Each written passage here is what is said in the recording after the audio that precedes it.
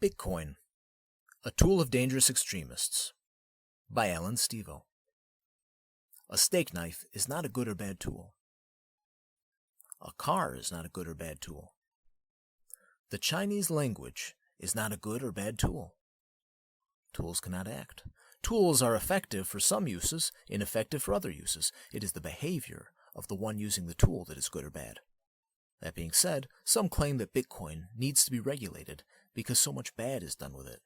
It is recently being spread through the media that Bitcoin is bad because it is used by people on the political right, such as Gab, the social media platform dedicated to free speech, or the immigration policy organization VDare, or even churches.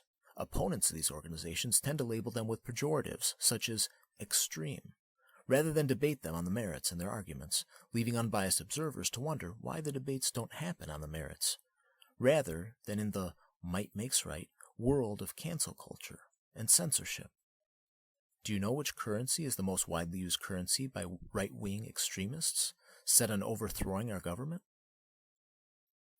Do you know which currency is the most widely used currency by left-wing extremists set on overthrowing our government? Do you know which currency is the most widely used currency by terrorist groups, communist agents, foreign enemies, narcotics traffickers, modern-day slavers, and other human traffickers? The answer might surprise you. It's the US dollar.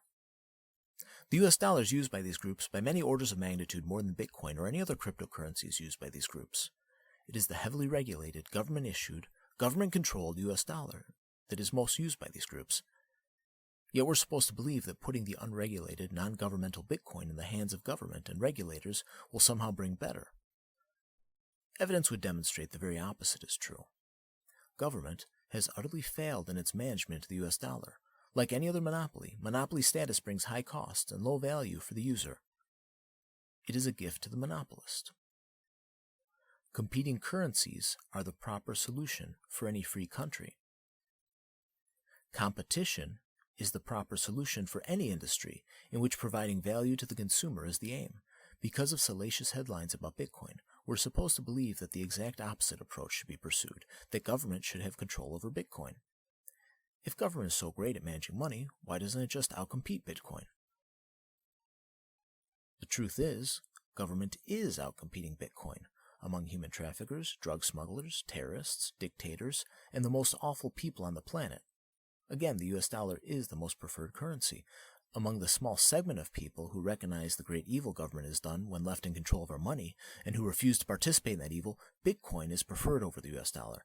They're a small group, but they are dedicated to their recognition of the ill done by government when granted this monopoly. The Obama administration ran an illegal and unethical war on Bitcoin. It is legislatures that rightly make our laws in the United States, not the managerial branch of government we respectfully call the executive branch. Through the FDIC, during the second Obama administration, banks were heavily discouraged from banking Bitcoin companies. Under the first Trump administration, this war on Bitcoin was brought to a close, with the exception of a handful of infractions, and the Bitcoin price, formerly in the triple digits, took off in the wee hours of election night, 2016, never looking back, and recently breaking $40,000. That war on Bitcoin appears to be picking up steam again.